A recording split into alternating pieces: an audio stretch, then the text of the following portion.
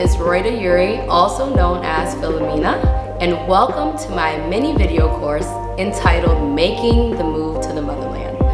I'm going to be your guide on this journey, and I hope you take my tips and tricks to make sure your transition to the continent is as seamless as possible. So are y'all ready to learn? All right, let's go. So many of you may be wondering, why should I listen to this girl about making the move to the continent?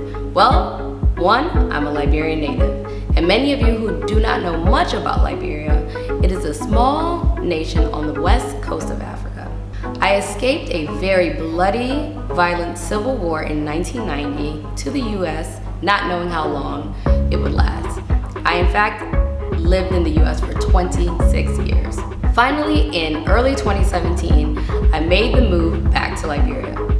So I am creating this course to teach you the good, the bad, and the ugly on how to make the move back to the continent. We'll talk about the things you need to consider before making the move. We're also going to talk about getting your money right, making sure you're financially stable and comfortable to make the move. We'll also talk about throwing all of your expectations out of the window. We'll talk about preparation, which is key when making one of the biggest moves of your lifetime.